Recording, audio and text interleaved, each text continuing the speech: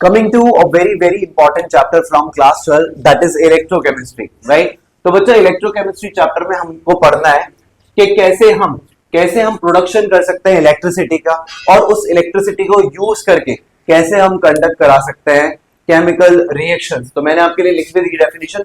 It is a branch of chemistry which deals with the study of production of electricity from energy release during spontaneous chemical reaction and the use of electricity to conduct a chemical reaction. Basically, in this chapter, we have to discuss three main aspects. That is electrochemical cell. First one, we will discuss electrochemical cell. Electrochemical cell, which is also known as voltaic cell or galvanic cell. इसमें हम पढ़ेंगे बच्चे इस electrochemical cell में that how chemical reactions या how chemical energy can be converted into electrical energy, right? Second aspects we have to discuss बच्चा about electrolytic cell. Electrolytic cell. इस electrolytic cell में हम पढ़ेंगे बच्चा कि how using electrical energy we can conduct a chemical reaction. कैसे हम electricity का यूज करके उसको एक केमिकल रिएक्शंस को कंडक्ट करा सकते हैं, right? The third one we will discuss is conductance by electrolytic solution कि कैसे एक salt in its aqueous form conduct कर सकता है इलेक्ट्रिसिटी को। तो these three topics we have to mainly focus on in this chapter, that is electrochemistry. तो बढ़ते हैं एक एक करके सबकी तरफ। Coming to the very first topic that is electrochemical cell, जिसको हम गैल्वेनिक सेल भी बोलते हैं और इसको वोल्टाइक सेल भी बोलते हैं। एक्चुअल में बच्चा ये जो इलेक्ट्रोकेमिकल सेल होते हैं ये छोटी छोटी डिवाइसेस होती हैं, जिसमें नॉन स्पॉन्टेनियस केमिकल रिएक्शंस हो रही होती हैं। अब बच्चा ये नॉन स्पॉन्टेनियस केमिकल रिएक्शंस कौन सी होती हैं? ये वो रिएक्शंस होती हैं जो अपने आप से हो सकती हैं, इनको बाहर से एक्सटर्नल एनर्जी का जरूरत नहीं पड़ता है। तो those reaction which can happen on its own they are called as non spontaneous chemical reaction. और ये जो डिवाइसेस के अंदर नॉन स्पॉन्टेनियस केमिकल रिएक्शंस हो रही होती हैं ये स्पेशली बच्चा रिडॉक्स टाइप की होती है। ये रिडॉक्स टाइप की रिएक्शंस होती हैं और आपको अच्छे से पता होगा रिडॉक्स रिएक्शंस क्या होती हैं, राइट? रिडॉक्स रिएक्शंस की बहुत ढेर सारी डेफिनेशन होती है, लेकिन अभी फिलहाल के लिए ये याद रखो कि loss of electron is called as oxidation and gain of electron is called as reduction, right? अब बेसिकली ये जो हमारे पास इलेक्ट्रोकेमिकल सेल या गैल्वेनिक सेल, ये जो छोटी छोटी डिवाइसेस हैं, इनमें नॉन स्पॉन्टेनियस केमिकल रिएक्शंस हो रही होती है, that means which can happen on its own. और उन्हीं नॉन स्पॉन्टेनियस केमिकल रिएक्शन की होने की वजह से कुछ एनर्जी जनरेट होती है जिनको हम बोलते हैं बच्चा गिब्स फ्री एनर्जी। और वही गिब्स फ्री एनर्जी आपकी कन्वर्ट कर देती है बच्चा या प्रोड्यूस करती है इलेक्ट्रिकल एनर्जी को, राइट? तो बेसिकली आपको ये याद रखना है कि ये छोटे छोटे स्मॉल डिवाइसेस होते हैं जिसमें नॉन स्पॉन्टेनियस केमिकल रिएक्शंस हो रही होती है, और with the help of those non spontaneous chemical reaction हम इलेक्ट्रिसिटी को जनरेट कर सकते हैं, राइट? तो बेस्ट एग्जांपल है इस इलेक्ट्रोकेमिकल सेल या गैल्वेनिक सेल का, वो हमारे पास है बच्चा डेनियल सेल, राइट? तो इसी डेनियल सेल के बारे में हमको पढ़ना है कि डेनियल सेल में होता है क्या, एक्चुअली कौन कौन सी केमिकल रिएक्शंस हो रही होती हैं, राइट? इसमें कितना वोल्टेज जनरेट होता है, तो और इसका क्या कंस्ट्रक्शन है। तो क्वेश्चन यहाँ से बहुत ज्यादा पूछे जाते हैं, तो अभी के लिए याद रखो the best example for electrochemical cell is Daniell cell, right? अब इस डेनियल सेल को थोड़ा डिटेल में पढ़ते हैं। चलिए कंस्ट्रक्शन देखते हैं डेनियल सेल का। तो बेसिकली बच्चा जब हम कंस्ट्रक्शन करते हैं डेनियल सेल का, तो हम क्या करते हैं, हम दो सेपरेट बीकर्स लेते हैं, राइट? हमने दो सेपरेट बीकर्स लेने, और फर्स्ट वाले बीकर में यानी कि लेफ्ट हैंड साइड वाले में हमको लेनी है जिंक की रॉड, और ये राइट वाले कंटेनर में, राइट वाले बीकर में हमको लेनी है copper rod, right? This rod is of copper and this rod is of zinc, right? And हमको क्या करना है, इस लेफ्ट वाले कंटेनर में हमको लेना है 1 मोलार का 1 मोलार कंसंट्रेशन का zinc sulphate solution, right, which is an electrolyte. Similarly हमको राइट साइड वाले में भी क्या करना है बच्चा, 1 मोलार का CuSO4 यानी कि कॉपर सल्फेट सॉल्यूशन ले लेना। अब होगा क्या एक्चुअल में, सबसे पहले हमको इस जिंक रॉड को और इस कॉपर रॉड को कनेक्ट कर देना है एक्सटर्नल वायर के थ्रू, जिसको हम कनेक्ट करेंगे बीच में with the help of galvanometer and a bulb, right? This is a voltmeter, not galvanometer, but this is a voltmeter, right? अब एक्चुअल में होगा क्या, जब आप देखोगे कि जो जिंक है which is full of zinc atom, अब ये जिंक करेगा क्या बच्चा, ये जिंक 2 इलेक्ट्रॉन को लूज करेगा एंड कन्वर्ट हो जाएगा Zn2+ में। एक्चुअल में होगा क्या, ये जिंक लूज करेगा 2 इलेक्ट्रॉन और कन्वर्ट हो जाएगा Zn2+ में, राइट। सिमिलरली यहां पर ये जो कॉपर है, अब सर ये Zn ने 2 इलेक्ट्रॉन लूज क्यों करे, क्योंकि ये Zn ज्यादा स्टेबल पाता है, ज्यादा खुश है कहां, कौन सी स्टेट में, Zn2+ वाली में, इसीलिए इसने 2 इलेक्ट्रॉन लूज करे। वेरएज यहां ये जो कॉपर है, इस कॉपर सल्फेट सॉल्यूशन के अंदर हमने बहुत ढेर सारे हमने CuSO4 यूज करा था ना, तो ये CuSO4 क्या करेगा बच्चा, बहुत ढेर सारे Cu2+ ion and SO4 ion produce करेगा। सिमिलरली ये जो इलेक्ट्रॉन्स यहां से इस Zn ने लूज करे थे, ये इलेक्ट्रॉन्स यहां डिपॉजिट होते जाएंगे होते जाएंगे होते जाएंगे। क्या वो इलेक्ट्रॉन्स यहां इस सॉल्यूशन में या इस रॉड पे रुके रहेंगे, नहीं, वो इलेक्ट्रॉन्स क्या करेंगे, थ्रू दिस एक्सटर्नल वायर वो मूव करेंगे, यहां आगे आगे आगे आगे आगे आगे मूव करते रहेंगे, मूव करते रहेंगे, मूव करते रहेंगे, और मूव करते करते कहां आ जाएंगे, इस कॉपर की रॉड पे, इस कॉपर की रॉड पे, इस कॉपर की रॉड पे। अब ये कॉपर 2+ आयन क्या करेंगे, 2 इलेक्ट्रॉन्स यहां से गेन करेंगे और डिपॉजिट होते रहेंगे इस कॉपर की रॉड पे as copper atom, right. Similarly जैसे ही हम यहाँ Zn से 2 इलेक्ट्रॉन लूज करा रहे, तो ये रॉड क्या होती रहेगी, डिग्रेड होती रहेगी, डिग्रेड होती रहेगी, डिग्रेड होती रहेगी, राइट। तो ये चीज आपको ध्यान रखनी है। अब देखो यहाँ क्या हो रहा है इस कंटेनर में, ये Cu2+ आयन 2 इलेक्ट्रॉन्स को गेन कर रहे हैं और कन्वर्ट हो जा रहे हैं Cu सॉलिड में। अब ये Cu सॉलिड में क्यों कन्वर्ट हो रहे हैं, क्योंकि ये अपने आप को ज्यादा स्टेबल पाते हैं Cu सॉलिड फॉर्म में, वेयर एज यहाँ पे जो जिंक सॉलिड फॉर्म में था इनिशियली, ये अपने आप को ज्यादा स्टेबल पाता है इन Zn2+ फॉर्म में। अब बेसिकली देखो हुआ क्या है, हमने देखा कि इस रॉड से, जो कि जिंक की रॉड थी, जिंक रॉड से इलेक्ट्रॉन मूव कर रहे हैं टुवर्ड्स कॉपर रॉड, और आपको अच्छे से पता है जिस डायरेक्शन में इलेक्ट्रॉन का फ्लो होता है उसके अपोजिट डायरेक्शन में करंट का फ्लो होता है, आई मींस करंट, राइट। जिस डायरेक्शन में फ्लो ऑफ इलेक्ट्रॉन होता है उसका अपोजिट डायरेक्शन में फ्लो होता है करंट का। तो सबसे पहला पॉइंट आपको कंस्ट्रक्शन ऑफ डैनियल सेल से याद रखना है कि इलेक्ट्रॉन का जो फ्लो है, इलेक्ट्रॉन का जो फ्लो है that is from zinc to copper. ये इसलिए बता रहा हूं क्योंकि यहां से क्वेश्चन बनता है, राइट। जिधर की डायरेक्शन है इलेक्ट्रॉन की, उसकी अपोजिट डायरेक्शन होगी करंट की, तो करंट कहां से फ्लो करेगा, from copper to zinc, right. एक चीज और याद रखनी है बच्चा आपको यहां से कि देखो Zn ने यहाँ पे लॉस ऑफ इलेक्ट्रॉन करा था, मतलब यहाँ पे कौन सा प्रोसेस हुआ था, ऑक्सीडेशन का प्रोसेस हुआ था, और यहाँ पे कॉपर ने 2 इलेक्ट्रॉन गेन करे थे, तो यहाँ कौन सा प्रोसेस हुआ, रिडक्शन का प्रोसेस हुआ। तो ऑलवेज याद रखना an ox and red cat, इसका मतलब है कि ऑलवेज एनोड पे ऑक्सीडेशन होता है और रिडक्शन हमेशा कैथोड पे होता है। तो सर ये एनोड कौन सा है और ये कैथोड कौन सा है, लुक एट हियर, यहां पर जैसे Zn2+ Zn यानी कि जिंक का एटम 2 इलेक्ट्रॉन को लूज कर रहा था, तो इस रॉड पे बहुत ढेर सारे इलेक्ट्रॉन्स आकर डिपॉजिट हो रहे थे, राइट। क्योंकि यहां पर बहुत ज्यादा इलेक्ट्रोनेगेटिविटी है due to presence of electron, तो ये रॉड को हम बोलेंगे नेगेटिव टर्मिनल, इसको बोलेंगे हम नेगेटिव टर्मिनल, क्योंकि इस रॉड पे ये कॉपर Cu2+ के आयन यहां आकर डिपॉजिट हो रहे थे इन द फॉर्म ऑफ एटम, तो यहां बहुत ढेर सारी पॉजिटिविटी थी, तो इसीलिए हम इस इलेक्ट्रोड को बोलेंगे पॉजिटिव टर्मिनल, राइट।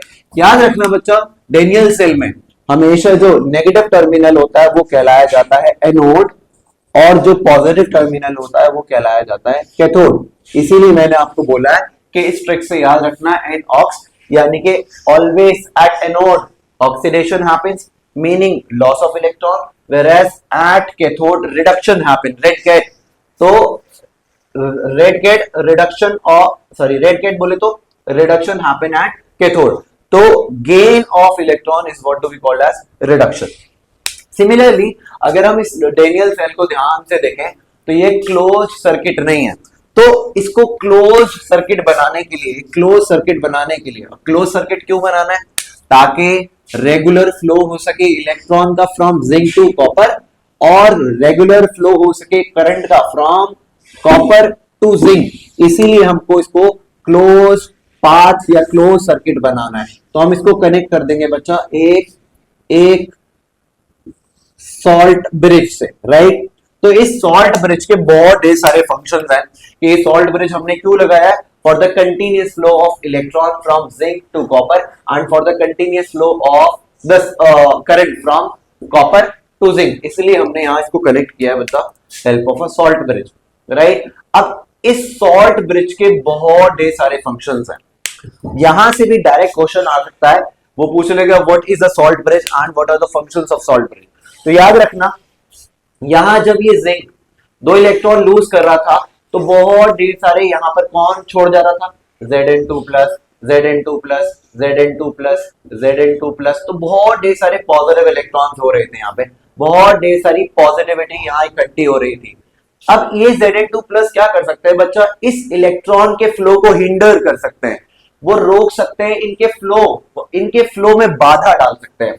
सिमिलरली यहां हम देखें तो ये जो कॉपर सल्फेट का सॉल्यूशन था, ये किसमें डिसोशिएट होगा, SO4 माइनस, SO4 माइनस, तो बहुत ढेर सारी नेगेटिविटी यहाँ सॉल्यूशन में थी, तो वो भी क्या कर सकता है, हिंडर कर सकता है कि कॉपर 2 प्लस आयन वहां जाए और यहाँ डिपॉजिट हो जाए.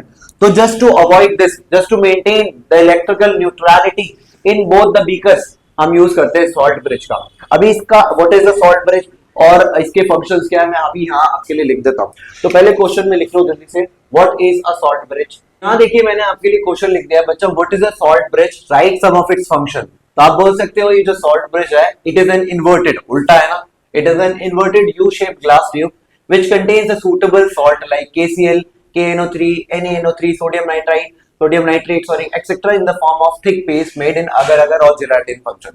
इसके functions भी मैंने आपके लिए लिख दिए हैं, राइट. तो बेसिकली होता क्या बच्चा, एक इन्वर्टेड यू शेप फनल है जो कि एक थिक सॉल्ट लाइक, जिसको हम बोल सकते हैं KCl, potassium chloride, KNO3, NaNO3 in the form of thick paste made in agar agar. Basically ये जो अगर-अगर होता है बच्चा, ये हमारे थिक सेमी सॉलिड सब्सटेंस होता है. तो यहाँ के लेट अस से मैंने इस सॉल्ट ब्रिज को with the help of KCl बनाया, तो KCl डिसोशिएट करेगा K पॉजिटिव में, Cl नेगेटिव में, तो लॉट्स ऑफ K पॉजिटिव, यहां से K पॉजिटिव फ्लो करेंगे इसके थ्रू, एंड ये जो बहुत ढेर सारे SO4 माइनस थे, यानी कि बहुत ढेर सारी नेगेटिविटी थी, वो उसको न्यूट्रलाइज करने की कोशिश करेंगे. सिमिलरली यहां से Cl नेगेटिव इसके थ्रू फ्लो करेंगे इस Zn2 प्लस के साथ रिएक्ट करने के लिए, और मेंटेन करेंगे इस वाले बीकर का न्यूट्रलिटी, ताकि वो हिंड्रेंस पैदा ना करें in the flow of electron and in the flow of current, right. अगर हम बात करें बच्चों सॉल्ट ब्रिज के फंक्शन की, तो आप कह सकते हो पहला फंक्शन है इट कंप्लीट्स द सर्किट, ये सर्किट को कंप्लीट करता है. दूसरा, it maintains the electrical neutrality of the electrolytes in the two half cell, ये इलेक्ट्रिकल न्यूट्रलिटी को मेंटेन करके रखता है दोनों हाफ सेल्स में. And it reduces the junction potential, और ये जंक्शन पोटेंशियल को भी रिड्यूस करता है, राइट. एक और चीज आपको बहुत अच्छे से याद रखनी है बच्चा, ये जो हमने वोल्ट मीटर यहाँ लगाया था, वोल्ट मीटर हमने जो ये लगाया था, जब ये पूरा डेनियल सेल वर्क करना स्टार्ट करता है तो क्या होता है, यहाँ पे एक वोल्टेज जनरेट होता है, और वो जो वोल्टेज जनरेट होता है that is 1.1 volts, right. Similarly आपको एक चीज और याद रखनी है कि लेट अस से ये जो वोल्टेज डेवलप हो रहा है, ये 1.1 वोल्ट्स है, वो हम वोल्ट मीटर में रीडिंग कर देख के पता लगा सकते हैं. लेकिन अगर क्या हो, अगर हम बाहर से एक वोल्टेज प्रोवाइड करें जो कि ई एक्सटर्नल, यानी कि ई एक्सटर्नल ग्रेटर हो 1.1 वोल्ट से, तो क्या कंडीशन बनती है, एग्जामिनर पूछता है. अभी जब तक ये वोल्टेज नॉर्मली ये पूरा डेनियल सेल फंक्शन कर रहा है, तो नॉर्मल सारी चीजें हो रही है, इलेक्ट्रॉन का फ्लो हो रहा है फ्रॉम जिंक टू कॉपर, या फिर कह सकते हो from anode to cathode, and current का फ्लो हो रहा है फ्रॉम कॉपर टू जिंक, या कह सकते हो फ्रॉम कैथोड टू एनोड, है ना। ऑलवेज याद रखना ऑक्सीडेशन होता है एनोड पे एंड रिडक्शन होता है कैथोड पे, या फिर ऐसे भी याद कर सकते हो लोन से, LONAN लोन। लोन का मतलब है लेफ्ट साइड, ये मेरी लेफ्ट साइड, लेफ्ट पे क्या हो रहा है हमारा ऑक्सीडेशन होता है हमेशा, ऑक्सीडेशन। और ऑक्सीडेशन कहां हो रहा है, ए फॉर एनोड पे, और एनोड कैसा टर्मिनल है आपका, नेगेटिव टर्मिनल है, राइट। तो left side oxidation happens, left side में एनोड होता है और एनोड हमेशा नेगेटिव टर्मिनल होता है, और एनोड पे हमेशा ऑक्सीडेशन हो रहा है, राइट। अगर हम यहां बात कर रहे थे कि बच्चों जब ये cell Daniell cell normally function कर रहा था तो वोल्टेज डेवलप हो रहा था, दैट वाज 1.1 वोल्ट। लेकिन अगर क्या हो, मैं एक बाहर से एक वोल्टेज क्रिएट कर दूं that is greater than 1.1 volt, तो क्या होगा, ऑब्वियसली उल्टा प्रोसेस विल हैपन, उल्टा हो जाएगा, यानी कि इलेक्ट्रॉन का फ्लो कहां से स्टार्ट हो जाएगा, इलेक्ट्रॉन फ्लोज फ्रॉम, अब उल्टा प्रोसेस हो जाएगा, कहां से, कॉपर टू जिंक। दूसरा, करंट का फ्लो होगा from zinc to copper, right, उल्टा प्रोसेस विल हैपन। सिमिलरली एक और कंडीशन बन सकती है कि अगर ई एक्सटर्नल, यानी कि ई एक्सटर्नल अगर बाहर से लगाया हुआ प्रेशर कह रहा हूं सॉरी, वोल्टेज, वो इक्वल टू है 1.1 वोल्ट्स के, तो व्हाट विल हैपन, तो भैया no chemical reaction take place, पूरा process will stop, no chemical reaction will take place, कोई केमिकल रिएक्शन नहीं होगी, राइट, एंड द प्रोसेस या end the cell will stop working, कोई इलेक्ट्रॉन का फ्लो नहीं होगा फ्रॉम एनोड टू कैथोड, कोई करंट फ्लो नहीं होगा, नथिंग, राइट। तीसरी कंडीशन बन सकती है बच्चा, अगर ई एक्सटर्नल यानी कि बाहर से लगाया हुआ वोल्टेज लेस देन है 1.1 वोल्ट, तो नॉर्मल वही सारी चीजें होंगी, इलेक्ट्रॉन का फ्लो होगा from zinc to copper, current का फ्लो होगा from copper to zinc, normal सारी चीजें होंगी, तो ये कंडीशंस याद रखना, राइट। अब moving to the cell representation, हम इसको कैसे रिप्रेजेंट कर सकते हैं with the help of chemical reaction, वो हमको देखना है। तो चलिए देखते हैं अब हम सेल का रिप्रेजेंटेशन कैसे कर सकते हैं, मतलब ये जो मैंने डेनियल सेल बनाया है, अगर मैं इसको रिप्रेजेंट करना चाहूं इन द फॉर्म ऑफ रिएक्शन, तो मैं कैसे इसको रिप्रेजेंट कर सकता हूं। याद रखना ये सेल रिप्रेजेंटेशन की डेफिनेशन भी इंपॉर्टेंट रहती है, the representation of two half reaction, that is oxidation half and reduction half, that is oxidation half and reduction half in the form of reaction, उसको हम बोलते हैं सेल रिप्रेजेंटेशन या फिर रिडॉक्स कपल्स। बहुत बार एग्जाम में पूछ ली जाती है डायरेक्ट 1 मार्क के लिए, डिफाइन रिडॉक्स कपल्स, तो बच्चे कंफ्यूज हो जाते हैं कि क्या पूछ लिया है। तो बच्चा देखो, सेल रिप्रेजेंटेशन को करने के लिए आसान तरीका, जब भी आपसे बोले कि रिप्रेजेंट द सेल, तो आप एसी को ऑन कर दो, AC, this is the short trick. अब एसी क्या होगा, एनोड वाला इधर लिखना है लेफ्ट पे और कैथोड वाला यहां रखना है, और जो तुमको पैटर्न फॉलो करना है वो ये करना है, पहले what is happening at anode वो लिख दो, and what is happening at cathode वो लिख दो, this is how you are going to represent the cell representation, this is how you are going to do the cell representation। अब देखो होगा क्या, तुमको ये ट्रेंड फॉलो करना है। एनोड पे क्या हो रहा है, सबसे पहले लिखो metal, then draw vertical line, फिर लिखो उसकी आयोनिक फॉर्म, राइट, फिर ड्रॉ करो 2 वर्टिकल लाइंस, ये 2 वर्टिकल लाइंस रिप्रेजेंट कर रही हैं तुम्हारे सॉल्ट ब्रिज को। देन कैथोड पे क्या हो रहा है वो लिखो, कैथोड पे लिखने के लिए पहले लिखो आयन को, then draw single vertical line, then draw या then write metal.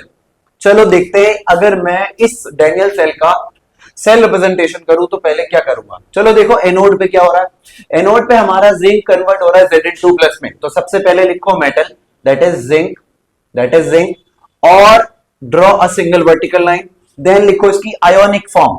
Ionic form लिखने से पहले और याद रखना इसका स्टेट भी लिखना है, solid, single vertical line, then write the ionic form Zn2+, और ब्रैकेट में लिखो एक्वस प्लस उसकी concentration that is 1 molar, then draw double vertical line, ये इंडिकेट कर रही है सॉल्ट ब्रिज को, then write what is happening at cathode, cathode पे Cu2+ आयन कन्वर्ट हो रहा है कॉपर सॉलिड में, तो लिखेंगे Cu2+ which is in aqueous form, फिर लिखेंगे ब्रैकेट पे इसका कंसंट्रेशन मैंने कितनी ली थी 1 मोलार, यहां देखो 1 मोलार और 1 मोलार, फिर ड्रॉ करेंगे सिंगल वर्टिकल लाइन, फिर लिखेंगे बच्चा इसकी मेटालिक फॉर्म कौन है इसकी, copper solid, Cu bracket solid, so this is how you are going to do the cell representation for any of the cell और for any of the reaction.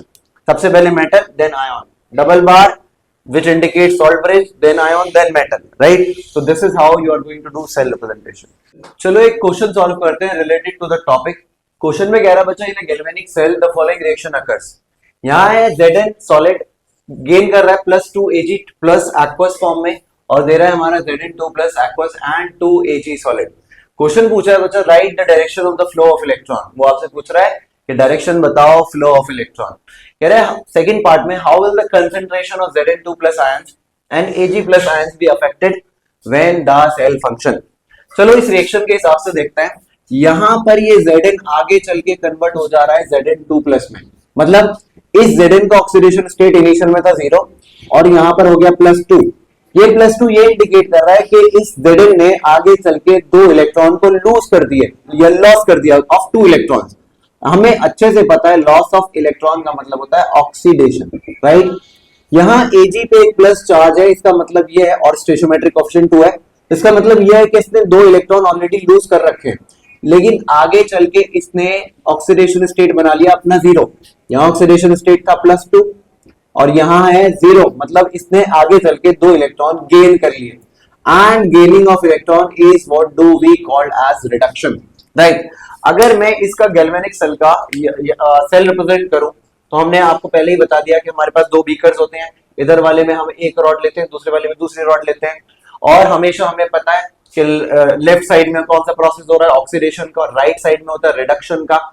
ये हमारी जिंक रॉड है. Zinc rod क्या करेगा, zinc के atoms 2 electron को loose करेंगे और कन्वर्ट हो जाएंगे 2 Zn2 प्लस एंड 2 इलेक्ट्रॉन.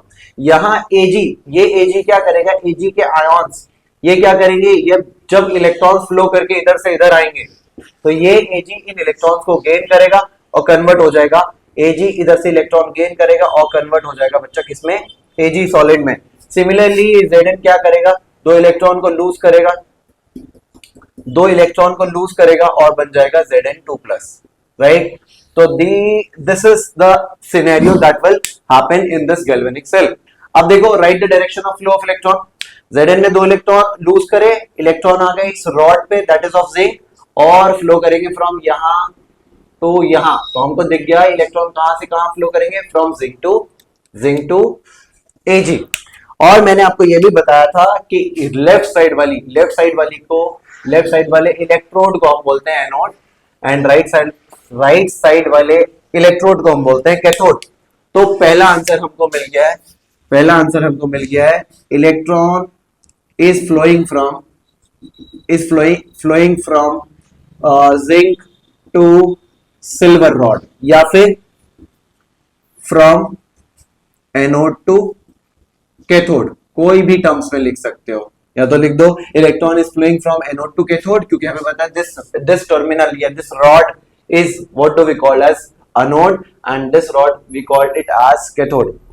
दूसरा देखो, कह रहे हैं how will the concentration of Zn2 plus ions and Ag plus ions be affected.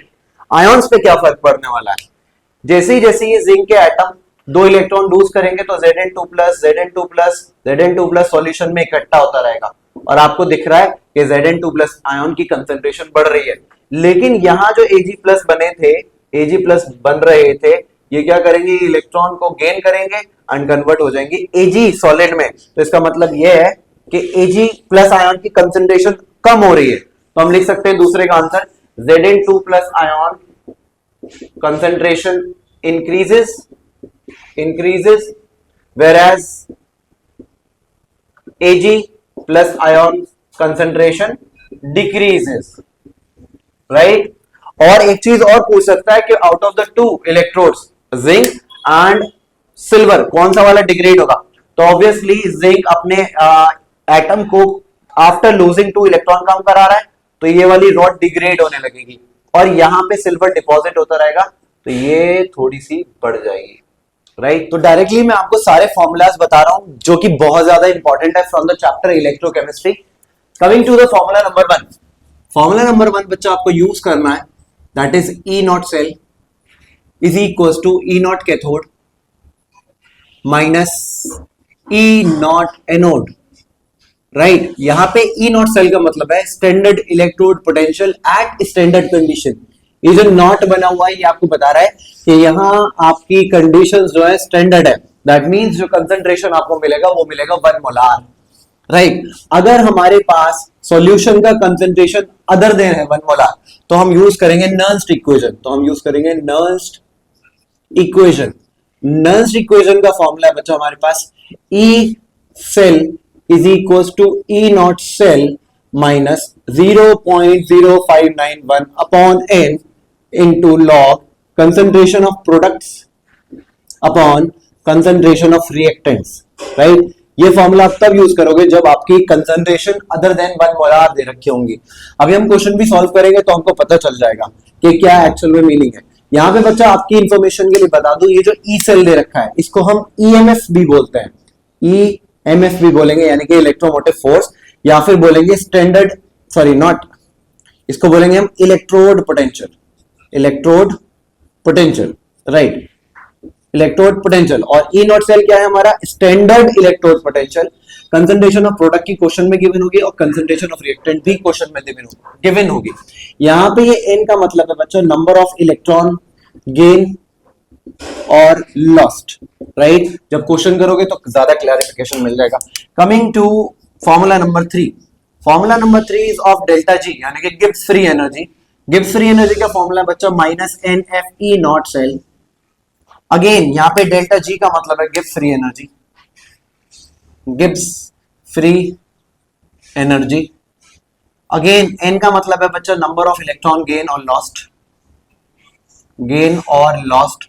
यहाँ पे एफ, ये जो एफ है ये एफ स्टैंड करता है बच्चा फैराडे कांस्टेंट के लिए। इसकी वैल्यू फिक्स्ड है, अप्रॉक्स वैल्यू इसके बच्चा 96,500 यानी कि 96,500। अगेन ई नॉट सेल है हमारा standard electrode potential. Coming to formula number 4 formula number 4 एक और है बच्चा हमारे पास डेल्टा जी का। Again Gibbs free energy formula है माइनस 2.303 RT लॉग KC। यहां पर बच्चा ये R जो है ये है आपका यूनिवर्सल गैस कांस्टेंट जिसका वैल्यू भी फिक्स्ड है। इसका वैल्यू आपको लेना है 8.314, राइट। यहां ये लॉग केसी में, केसी का मतलब है आपका इक्विलिब्रियम कांस्टेंट। यहां ये केसी का मतलब है इक्विलिब्रियम कांस्टेंट, राइट। तो ये हो गए हमारे 4 formula. Coming to formula number 5वें फॉर्मूला में आपको याद रखना है बच्चा लॉग केसी यानी कि अगेन इक्विलिब्रियम कांस्टेंट वो इक्वल होता है बच्चा ई नॉट सेल यानी कि standard electrode potential into N यानी कि नंबर ऑफ इलेक्ट्रॉन गेन और loss upon 0.0591। This is the 5th formula. Coming to 6th formula में बच्चा हमको याद रखना है कि हमको निकालना है E cell is equal to minus 0.0591 upon into pH value. ये वाला फॉर्मूला आप तब यूज करोगे बच्चा जब हाइड्रोजन इलेक्ट्रोड यूज करा गया है एज कैथोड, राइट। अगर हाइड्रोजन का इलेक्ट्रोड यूज करा गया है एज एनोड तो आप सिंपली क्या करोगे माइनस साइन को रिमूव कर दोगे और फॉर्मूला बन जाएगा E cell is equal to 0.0591 into pH, right. चलो सबसे पहले क्वेश्चन सॉल्व करते हैं। जो अभी हमने फॉर्मूलाज लिखे हैं उनसे एक एक क्वेश्चन हम प्रैक्टिस कर लेते हैं जल्दी से। क्वेश्चन कह रहा है बच्चा रिप्रेजेंट द सेल। मैंने आपको सेल रिप्रेजेंटेशन ऑलरेडी सिखा दिया है कैसे हम सेल रिप्रेजेंटेशन करते थे। Represent the cell in which of the following reaction take place. कह रहे हैं सेल को रिप्रेजेंट करो जिसमें ये रिएक्शन हो रही है।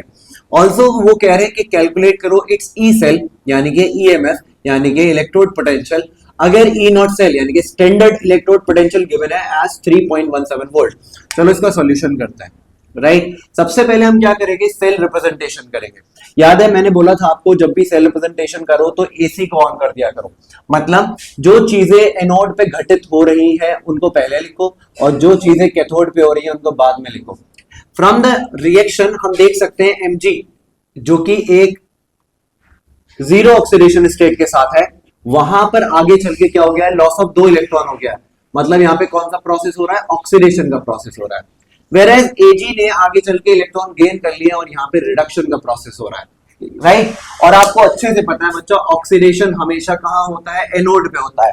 तो एनोड पे होने वाली रिएक्शन के लिए सबसे पहले लिखेंगे Mg यानी कि उसका metallic form solid, single line draw करेंगे, देन हम इसका लिखेंगे ionic form that is Mg2 plus which is in aqueous form, और इस साथ ही साथ लिख देंगे इसका कंसंट्रेशन दैट इज 0.130 मोलार। ये हो गया इसका एनोडिक एंड खत्म। अब बनाएंगे डबल बार जो कि इंडिकेट करती है बच्चा सॉल्ट ब्रिज को।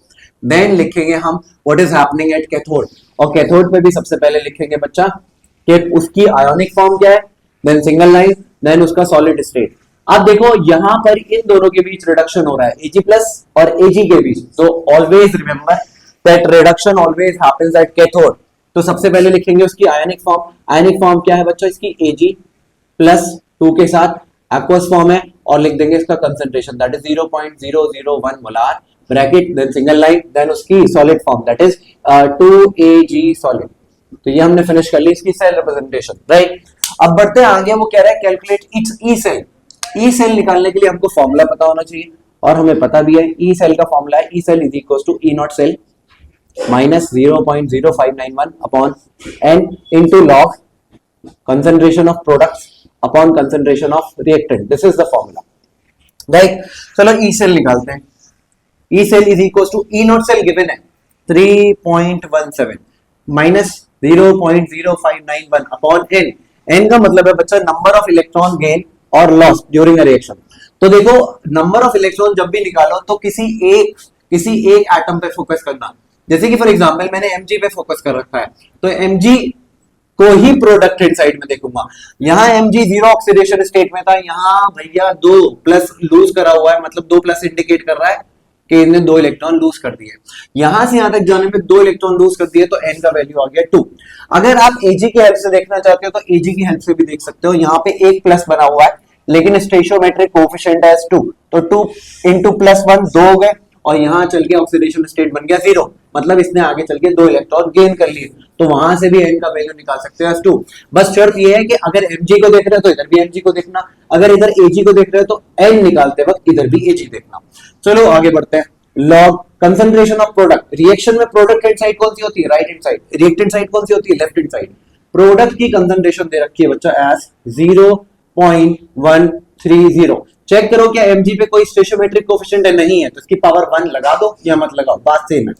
अब हम बात करते हैं कंसंट्रेशन ऑफ रिएक्टेंट की। रिएक्टेंट की कंसंट्रेशन में दे रखा है एज 0.0001 मोलार, राइट। मोलार को मत लिखो। अब भैया यहाँ Ag पे लगा हुआ है 2 एज ए स्टेशियोमेट्रिक कोएफिशिएंट, तो यहाँ 2 लगानी पड़ेगी पावर में। चलो अब इसको सॉल्व करते हैं।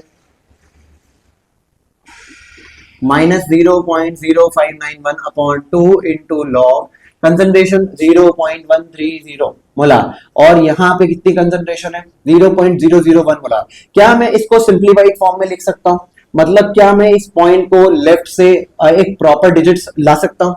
याद रखो मैं इस 0.130 को ऐसे लिख सकता हूँ बच्चा 13 इंटू 10 की पावर माइनस 2। अब देखो इसमें बहुत ज्यादा बच्चे कंफ्यूज होते हैं, तो याद रखो जब भी पॉइंट को लेफ्ट साइड से राइट साइड में लेकर जा रहे हो तो लॉर्ड को याद करो। लॉर्ड में पावर आती है माइनस में।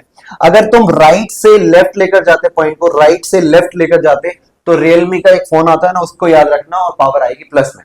तो यहां मैं पॉइंट को लेफ्ट से राइट शिफ्ट कर रहा हूं, कितने डिजिट 1 2, तो मैंने 2 डिजिट शिफ्ट करी तो मैंने पावर लगा दी डिवाइड में, यानी कि माइनस में। सिमिलरली मैं यहां पॉइंट को 1 2 3 4 डिजिट्स मूव करूंगा, 4 डिजिट्स मूव करा तो पावर आ जाएगी -4 की पावर 2। अब मैं आगे सॉल्व कर रहा हूं बच्चा, यहां कर देता हूं सॉल्व, यहां सॉल्व कर देता हूं।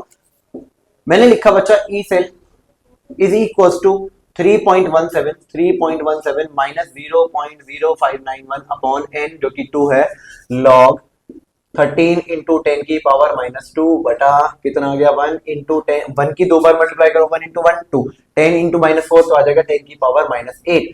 अब इस -8 को ऊपर ले जाओ अगले स्टेप में। E cell is equal to 3.17 minus 0 upon 2 log 13 into 10 की पावर -2, और ये पावर -8 ऊपर जाके हो जाएगी प्लस की 1, और नीचे 1 का कोई वैल्यू नहीं बचेगा, राइट। तो हमारे पास आ जाएगा E cell is equal to 3.17 minus 0.0591 upon 2 log 13 और 10 की पावर बचेगी बच्चा 6।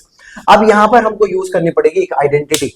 आपको बता दूं आइडेंटिटी इसको हमेशा याद रखो, जब भी log a into log B होगा तो आप इसको लिख सकते हो as log a plus B. Similarly यहाँ पे दिख रहा है log a इंटू बी है, तो इसको मैं लिख सकता हूँ इस फॉर्म में, E cell is equal to 3.17 minus 0.0591 अब इंटू लॉग ब्रैकेट ए कितना है 13 प्लस log 10 की पावर 6 यहां हम सॉल्व करेंगे। चलो मैं इधर सॉल्व करता हूं, यहां सॉल्व कर लेता हूं।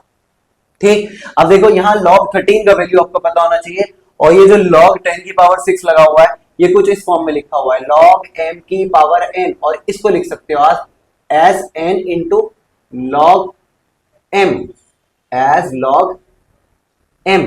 तो यहां हम इसको चेंज कर सकते हैं as E cell is equal to 3.17 minus 0.0591 into log 13 का वैल्यू याद कर लो 1.1 होता है, और यहाँ लिखोगे log 10 का वैल्यू होता है 1 6 इंटू, अगर इसको यहाँ ले आए जैसे लिखा हुआ है log 10 की पावर 6, तो इसको लिख सकते हो 6 इंटू log 10, तो log 10 का वैल्यू होता है 1, तो ये आ गया बच्चा हमारा 6।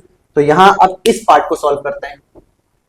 इस पार्ट को सॉल्व करने के लिए देखो E cell is equal to 3.17 minus 0.0591 और इंटू 1.1 प्लस 6 कितना हो जाएगा 6.1 हो गया, और अपॉन में कितना है ये तो मिस कर दिया, अपॉन में था 2। अब इस 2 को डिवाइड कर दो 6.1 से, तो आ जाएगा E cell is equal to 3.17 minus 91 और 2 को डिवाइड करोगे इससे तो आ जाएगा आपका 2 3 6.05, राइट। अब क्या करो, इस 0.059 की मल्टीप्लाई करो इस 3.05 से और सब्ट्रैक्ट कर दो 3.17 से। अब 0.059 का मल्टीप्लाई करते हैं चलो 3.5 से, तो आ जाएगा answer 0.0591 into 3.05, 5 1 5 5 9 45 carry 4 5 5 25 29 carry 2 5 0 0 2 5 0 5 0 0 0 0 right, और यहाँ मल्टीप्लाई यहाँ इरेज कर रहा हूँ, ये देख लेना खुद ही। 3 1 3 3 9 27 कैरी 2 3 5 15 17 कैरी 1 1 3 0 0 कितना आ गया बच्चा, ऐड कर लो 5 5 9 12 1 8 9 10 1 8 1 कितने के बाद पॉइंट है 1 2 3 4 5 6 1 2 3 4 5 6, तो हमारा आंसर आ गया है 0.18। तो 0.18 को सब्ट्रैक्ट कर दो 3.17 में से। 3.17 में से अगर 0.18 सब्ट्रैक्ट करोगे तो 17 में से 8 गए तो तुम्हारे बच गए 9, यहाँ बचा 10 में से 1 गया तो बचा 9 और यहाँ बच गया 2, तो ये आ गया आपका answer 2.99 volts approximately. This is the correct answer. बस सिर्फ हमको तरीका आना चाहिए कि हमको कैसे सॉल्व। चलिए आगे बढ़ते हैं और अगला क्वेश्चन सॉल्व करने की कोशिश करते हैं। क्वेश्चन में कह रहा है बच्चा calculate the equilibrium constant of the reaction. ये रिएक्शन गिवन है, ई नॉट सेल दे रखा है 0.46, वो आपसे क्या निकलवा रहा है इक्विलिब्रियम कांस्टेंट, यानी कि he is asking you to calculate KC. तो केसी निकालने के लिए फॉर्मूला हमको मालूम होना चाहिए। हमको पता है बच्चा लॉग केसी का formula, log KC is equal to होता है E not cell into n upon 0.0591। Simply क्या करना है, प्रॉप वैल्यूज रखनी है और एंटी लॉग कर देना है। ई नॉट सेल दे रखा बच्चा है 0.46, एन मैंने अभी निकालना सिखाया आपको। यहाँ देखो कॉपर की हेल्प से निकालते हैं, कॉपर पे 0 है, ऑक्सीडेशन स्टेट इधर +2 है, कितने इलेक्ट्रॉन लूज हुए 2, आर कर देते हैं, सॉरी यहाँ नहीं, यहाँ रखो एन का वैल्यू 2 और आ गया 0.0591। सिंपली इसका मल्टीप्लाई करो, उसको डिवाइड करो और एंटी लॉग कर दो। Log KC is equal to कितना गया 2 6 12 कैरी 1 2 4 8 9 0.92 अपॉन 0.0591। पॉइंट हटाओ कितने जीरो बढ़ा दो, 2 जीरो बढ़ा दो ऊपर। अब 92 100 को 591 से जब डिवाइड करोगे तो लगभग 15.6 आंसर आएगा, राइट। अब इस 15.6 का कर दो एंटी लॉग। एंटी लॉग क्यों कर रहे हैं, क्योंकि हमें सिर्फ केसी चाहिए, हमें लॉग नहीं चाहिए, लॉग हटा दो। अब देखो एंटी लॉग करने के लिए आसान तरीका, याद रखो जो पूरा होल नंबर होता है, ये 15.6 है ना, तो यहाँ 15 है पूरा होल नंबर। जैसे कि मैं बोलूँ 25.6 तो यहाँ पे पूरा होल नंबर कितना है 25। मैं बोलूंगा 5.06 यहाँ पे पूरा होल नंबर कितना है 5, तो ऐसे यहाँ पे पूरा होल नंबर है 15। जो भी पूरा होल नंबर होता है एंटी लॉग करते वक्त उसको 10 की पावर में लगा देते हैं 15। अब बचा क्या हमारे पास 0.6 अभी बचा है। अब हम चेक करेंगे लॉग की वैल्यूज। आई होप आपको लॉग की वैल्यूज याद होंगी, जैसे कि लॉग की 1 की वैल्यू होती है 0, लॉग 2 की वैल्यू होती है बच्चा 0.3010, लॉग 3 की वैल्यू होती है 0.4771, लॉग 4 की वैल्यू होती है 0.6020, ऐसी लॉग 5 की वैल्यू होती है 0.6989, ऐसी log 6 की वैल्यू होती है 0.6020, ऐसी log 7 की वैल्यू होती है 0.777 तो सिमिलरली आपको वैल्यूज याद होनी चाहिए, जैसे कि log 8 की वैल्यू होती है, log 8 की वैल्यू होती है 0.9030, ऐसी log 9 की वैल्यू होती है, ये log 8 की, log 9 की वैल्यू होती है 0.9542, ऐसी log 10 की वैल्यू होती है 1। तो एटलीस्ट ये सारी वैल्यूज आपको याद होनी चाहिए। तो देखो अब 0.6 आपको कहां देखने को मिल रहा है, 0.6 आपको यहां देखने को मिल रहा है, 0.6 यहां देखने को मिल रहा है, यानी कि हम कह सकते हैं कि ये अगर मैं इसको एक डिजिट तक और सॉल्व करता तो मेरा आंसर लगभग लगभग लगभग लगभग 0.6 से थोड़ा कम आता है। ये अप्रोक्सीमेटली आंसर लिखा है मैंने 15.6, तो हम कह सकते हैं कि ये लाई कर रहा है 4 के करीब, यानी कि log 4 की वैल्यू के करीब, तो यहाँ पे सिंपली लिख दो 4 और यही आपका आंसर आ गया अप्रोक्सीमेटली। इतना आंसर एग्जामिनर इग्नोर कर सकता है, राइट। बढ़ते हैं आगे बच्चा, ये कह रहा है calculate the potential of hydrogen electrode in contact with a solution जिसका पीएच है 10। तो अभी मैंने आपको थोड़ी देर पहले बताया था इसका भी फॉर्मूला, जब हम इस इलेक्ट्रोड पोटेंशियल निकालते हैं फॉर हाइड्रोजन इलेक्ट्रोड, तो हमारे पास दो फॉर्मूला थे 0.0591 इनटू पीएच, जब कैथोड यूज हुआ था एज हाइड्रोजन इलेक्ट्रोड, यहाँ पे हाइड्रोजन इलेक्ट्रोड जो है बच्चा वो एज अ कैथोड यूज हुआ है, तो डायरेक्ट ई सेल का वैल्यू निकाल सकते हो एज -0.0591 इनटू पीएच, पीएच कितना दे रखा है 10, सिंपली क्या अगर उसकी मल्टीप्लाई कर दो तो आंसर क्या हो जाएगा 0.591 वोल्ट्स। This is answer. अगले क्वेश्चन की तरफ बढ़ते हैं बच्चा, क्वेश्चन कह रहा है हमसे the cell in which the following reaction take place. यहाँ पे ये रिएक्शन दे रखी है 2Fe3+ plus 2I negative gives you 2Fe2+ plus I2 और E नॉट सेल भी गिवन है। They are asking us to calculate delta G and equilibrium constant। चलो इसको सॉल्व करने की कोशिश करते हैं। हमको पता है बच्चों डेल्टा जी के हमारे पास दो फॉर्मूलाज हैं, लेकिन यहाँ पर अगर गौर से देखोगे तो ये वाला फॉर्मूला एप्लीकेबल है, राइट।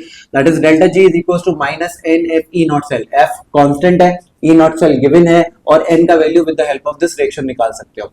अगेन अगर एन का वैल्यू निकालना चाहते हो तो एक ही एटम पे या एक ही एलिमेंट पे फोकस करो, जैसे कि मैं इस आयरन पे फोकस कर रहा हूं, यहाँ पे कितना चार्ज लगा हुआ है 3+ एंड स्टेशियोमेट्रिक कोएफिशिएंट लगा हुआ है 2, तो 2 3 जा 6, यानी कि इसने कितने इलेक्ट्रॉन लूज कर रखे 6।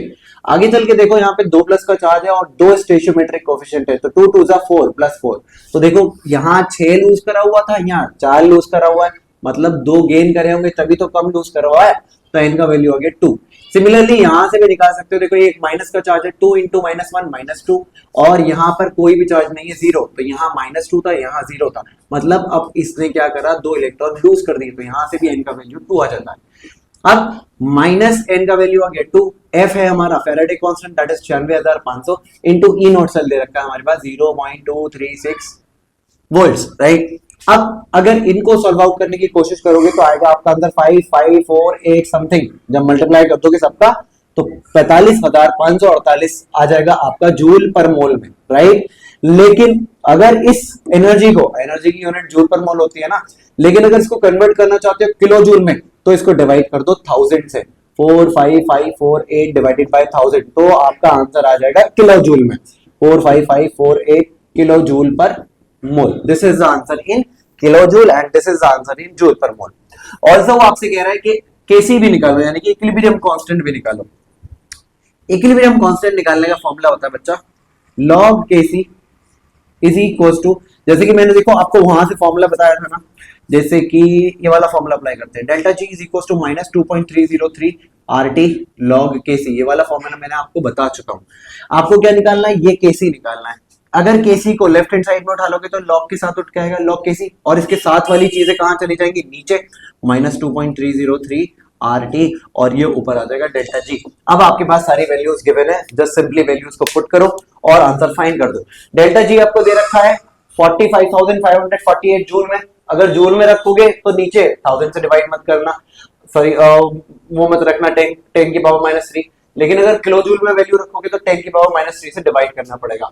तो सिंपली मैं क्या कर रहा हूं, मैं तो जूल वाली वैल्यू ले रहा हूं 4548 डिवाइडेड बाय -2.303। और हाँ एक बात और, ये जो हमारा आंसर आया था ये तो माइनस में आया भाई, ये तो माइनस में है तो यहाँ पे भी माइनस लगा। इंटू आर का वैल्यू होता है 8.314 इंटू टी होता है हमारा टेम्परेचर, और टेम्परेचर दे रखा है हमारा 298 केल्विन। 298 केल्विन। सिंपली क्या करो, इनको मल्टीप्लाई करो और इसको डिवाइड कर दो, तो आपका आंसर आएगा लगभग आपका आंसर आएगा बच्चा 7.983, राइट। अब हमको यहाँ ये मिला है एज लॉग केसी, हमको तो लॉग नहीं चाहिए, तो इस लॉग केसी का हम करेंगे जो क्या है 7.983, इसका करेंगे एंटी लॉग। एंटी लॉग करते वक्त सबसे आसान तरीका है, जो पूरा होल नंबर दे रखा है उसको ले जाओ 10 की पावर में, राइट, इनटू अब बचा हमारे पास 0.983, इसका क्या करें, इसके लिए हमको याद होनी चाहिए लॉग की वैल्यूज। लॉग 9 का वैल्यू होता है बच्चा 0.9542 और लॉग 10 का वैल्यू होता है 1। तो ये जो 0.983 है ये 9 और 10 के बीच समथिंग है, इन 0.98 है और उसका वैल्यू होता है 0.95। तो हम अप्रोक्सीमेटली अपने पास से आंसर लिख देंगे लाइक 9.6, 9.7, 9.8 कुछ भी लिख दो चल जाएगा। मैं लिख देता हूँ 9.81, ये तुम्हारा आंसर हो गया। This is the correct answer for equilibrium constant. Coming to another topic that is electrolysis. ऐसा जैसे कि मैं आपको ऑलरेडी बता चुका हूँ कि इलेक्ट्रोलाइसिस में हम करते क्या बच्चा, इलेक्ट्रोलाइसिस में हम यूजिंग इलेक्ट्रिसिटी कोई केमिकल रिएक्शन को कंडक्ट कराते हैं, राइट। बेसिकली अगर मैं इलेक्ट्रोलाइसिस में आपको इलेक्ट्रोलाइटिक सेल का डायग्राम बनाकर दिखाऊं तो ये हमारा इलेक्ट्रोलाइटिक का सेल होता है जिसमें दो इलेक्ट्रोड्स होते हैं, one is positive and another one is negative, right, और ये कनेक्टेड रहते हैं थ्रू एक्सटर्नल वायर्स। यहाँ इलेक्ट्रोलाइटिक सेल में जो पॉजिटिव टर्मिनल होता है बच्चा उसको हम बोलते हैं एज एनोड, वेयरएज जो नेगेटिव टर्मिनल होता है उसको हम बोलते हैं एज कैथोड। ये इलेक्ट्रोकेमिकल सेल का जस्ट अपोजिट होता है।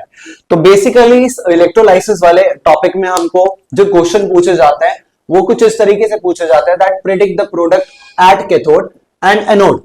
तो दो तरीके से हम इस टॉपिक को पढ़ेंगे। पहला पढ़ेंगे बच्चे qualitative analysis. Qualitative analysis in the sense कि कौन से वाले इलेक्ट्रोड पे क्या चीज जाके डिपॉजिट हो रही है। फिर नेक्स्ट हम पढ़ेंगे क्वांटिटेटिव एनालिसिस। क्वांटिटेटिव एनालिसिस में हम बताएंगे बच्चों कि अगर एनोड पे कोई चीज जा रही है तो उसका कितना अमाउंट है, कैथोड पे कोई चीज जा रही है तो उसका कितना अमाउंट है, राइट।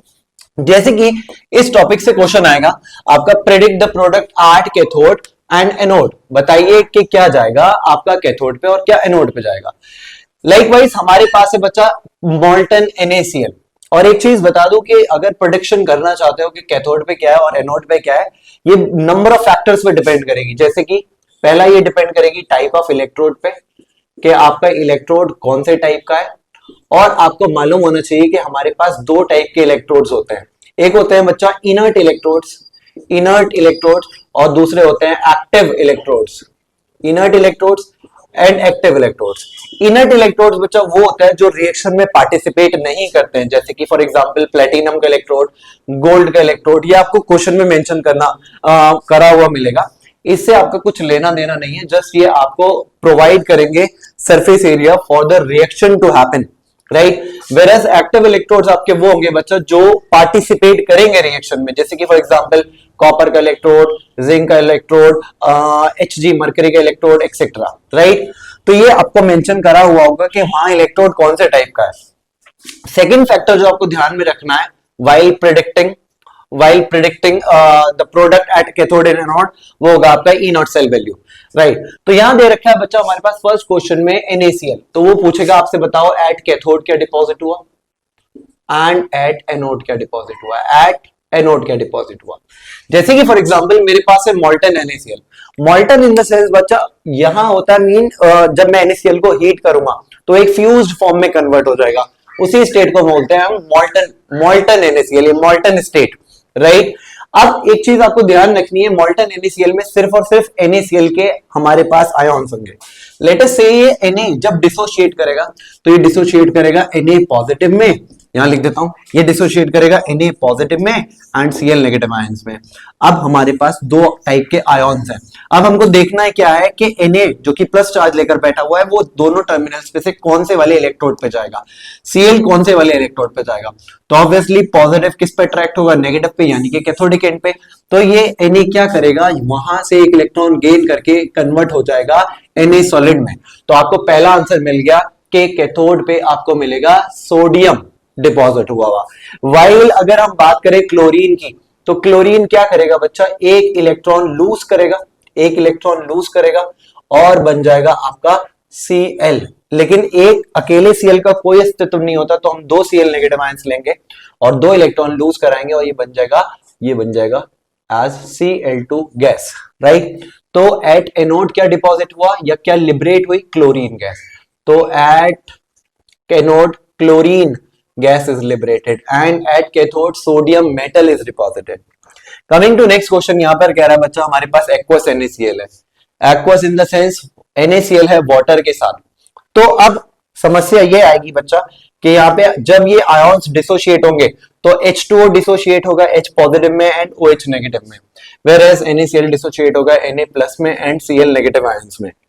अब भैया out of the these to positive ions कौन सा वाला जाएगा कैथोड पे, और out of the these to OH negative and Cl negative कौन सा वाला जाएगा एनोड पे।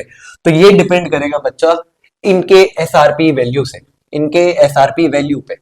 अब ये चीज आप नोट कर सकते हो कि point number 1, eight cathode, cathode पे वो जाएगा, वो आयन जाएगा जिसकी SRP वैल्यू हाई होगी, with high SRP value, with high SRP value यानी कि standard reduction potential value get deposited। whereas अगर मैं बात करूं एनोड की, तो at एनोड आप बोलोगे at anode ion with low SRP value get deposited, right। अगर हम बात करें बच्चा इस हाइड्रोजन और सोडियम के एसआरपी की वैल्यू की, तो हाइड्रोजन का एसआरपी वैल्यू होता है 0 और सोडियम का एसआरपी वैल्यू होता है -2.71। तो आपको इसको देख के ही पता चल गया होगा, मैंने बोला कैथोड पे वो आयन जाके डिपॉजिट होगा जो जिसकी एसआरपी वैल्यू हाई होगी। तो अब देखो होगा क्या एक्चुअल में, होगा ये या तो Na एक इलेक्ट्रॉन गेन कर ले और बन जाए Na सॉलिड, ये जाके डिपॉजिट हो जाए किस पे, कैथोड पे जो कि नेगेटिव टर्मिनल है, या फिर दो हाइड्रोजन दो इलेक्ट्रॉन गेन कर ले और जाके लिबरेट कर दे हाइड्रोजन गैस को। तो आउट ऑफ दीज टू किसकी एसआरपी वैल्यू हाई है, ऑब्वियसली हाइड्रोजन की।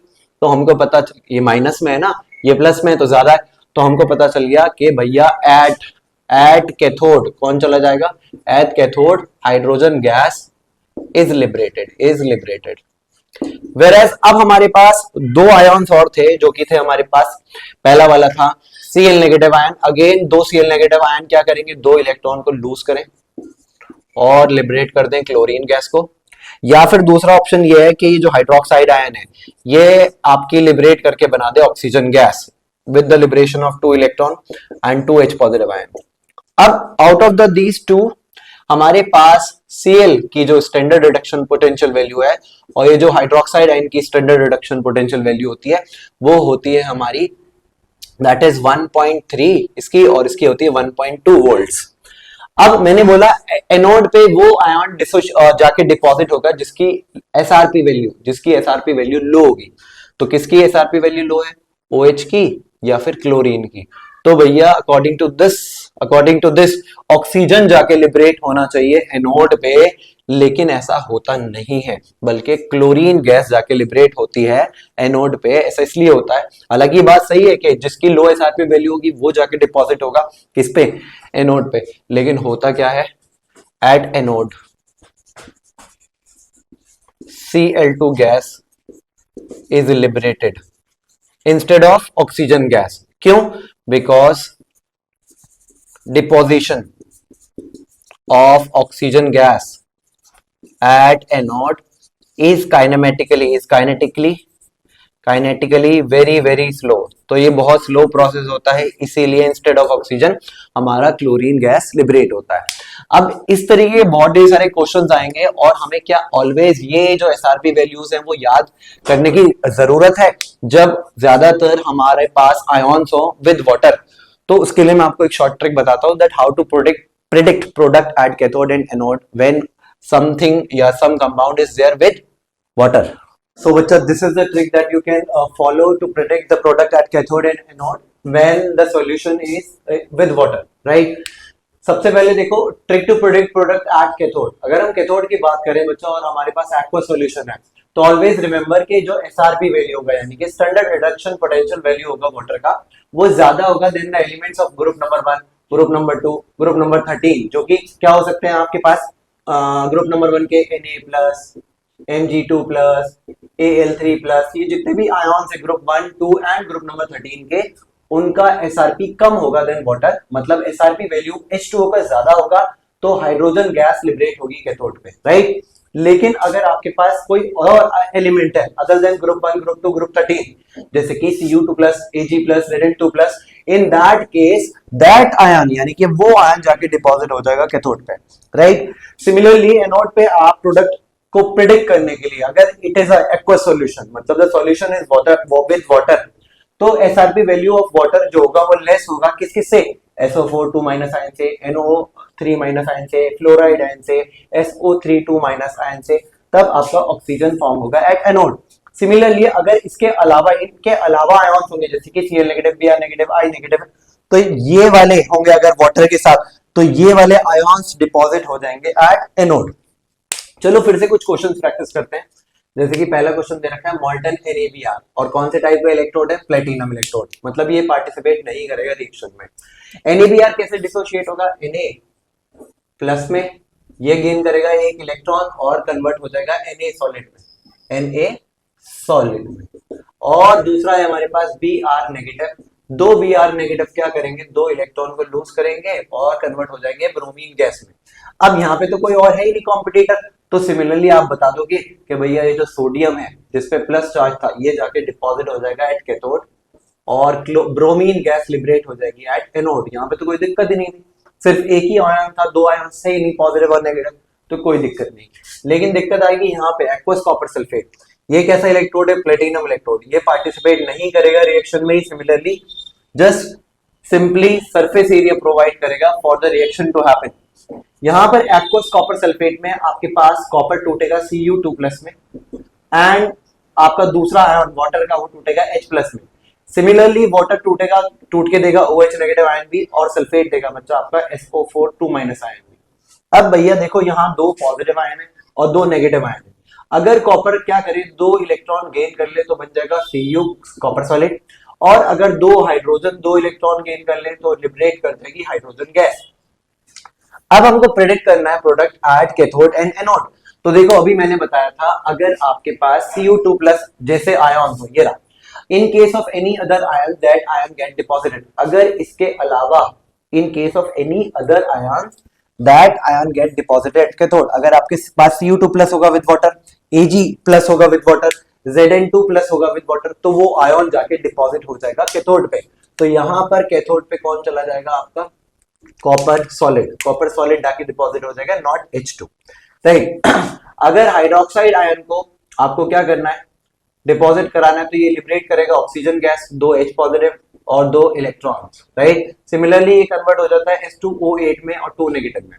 अब out of the these to OH जाके लिबरेट होगा एनोड पे या फिर SO4 जाके H2O8 2 माइनस बनाएगा एनोड पे।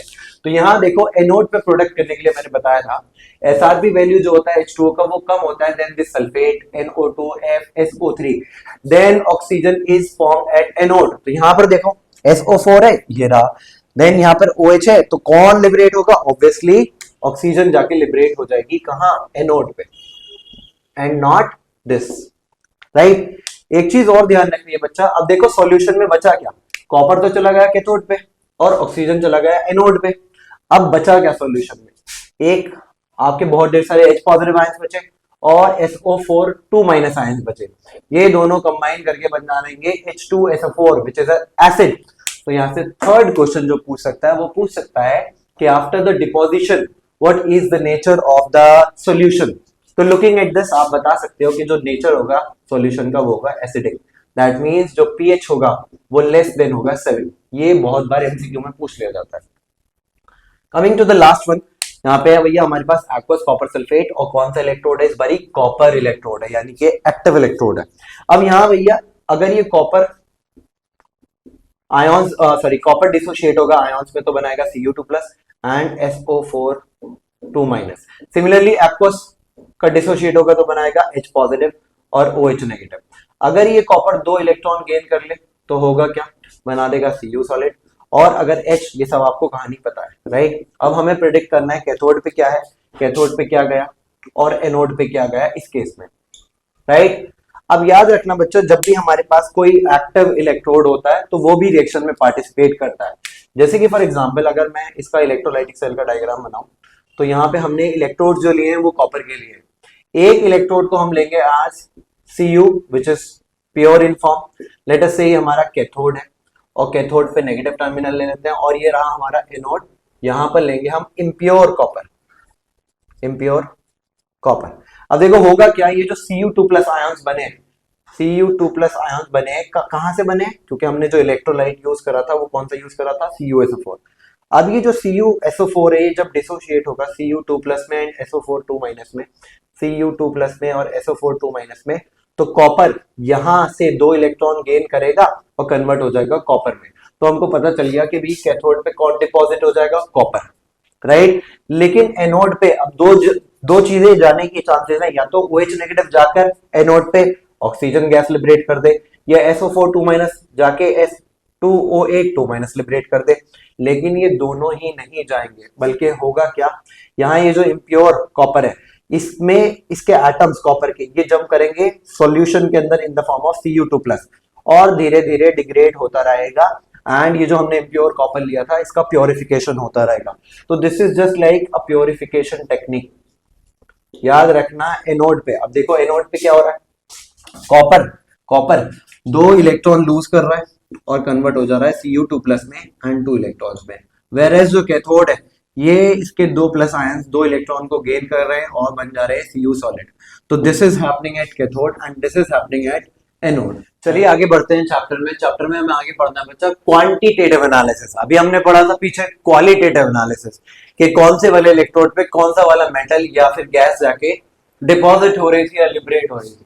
अब हम पढ़ेंगे बच्चा क्वांटिटेटिव एनालिसिस। इसमें हम पढ़ते हैं बच्चा अगर कोई भी इलेक्ट्रोड पे कोई भी सब्सटेंस जाके जमा हो रहा है तो उसका अमाउंट कितना है, उसका वेट कितना है। तो this aspects we can study with the help of 2 laws, that is Faraday's laws. तो एक एक करके दोनों लॉज को पढ़ लेते हैं। पहला लॉ कह रहा है बच्चा Faraday's first law of electrolysis. ये कह रहा है it states that the mass of a substance collected at cathode और एनोड वो डायरेक्टली प्रोपोर्शनल होता है टू द करंट और चार्ज सप्लाई राइट। अगर मैं आपको फैराडे फर्स्ट लॉ का डायरेक्ट फॉर्मूला दूं तो आप लिख सकते हो as W is equal to E into I into T upon 96,500। This is the first formula to calculate the mass of a substance deposited, जहां पे W का मतलब होता है मास ऑफ सब्सटेंस, E का मतलब होता है बच्चा, यहां लिख देता हूं, E का मतलब होता है equivalent weight, equivalent weight, equivalent weight. I का मतलब होता है करंट या फिर चार्ज, करंट या फिर चार्ज।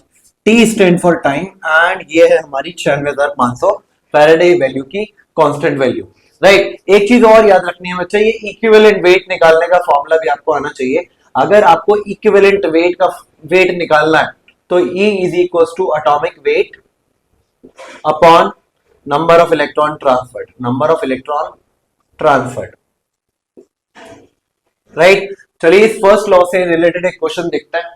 क्वेश्चन में कह रहा है आपसे find the amount of copper deposited when 5 ampere, ये करंट दे रखा है 5 ampere, current is used for 1 hour to electrolyse CuSO4 solution. आपको CuSO4 सॉल्यूशन को इलेक्ट्रोलाइज करना है तो इसका सॉल्यूशन करते हैं। We know the formula W is equals to E into I into T over 96,500 right. चलो वैल्यूज पुट करो। ई है इक्विवेलेंट वेट, मैंने बताया अभी आपको इक्विवेलेंट वेट निकालने के लिए क्या करना पड़ेगा, एटॉमिक वेट। और यहाँ पे कॉपर का एटॉमिक वेट होता है बच्चों 63.5, और जब ये सी कॉपर डिसोशिएट हो जाएगा आयंस में तो इसको 2 इलेक्ट्रॉन्स की जरूरत पड़ेगी to convert into copper solid. तो यहाँ पे हमको मिल गया इसका वैल्यू, नंबर ऑफ इलेक्ट्रॉन का वैल्यू, दैट इज 2।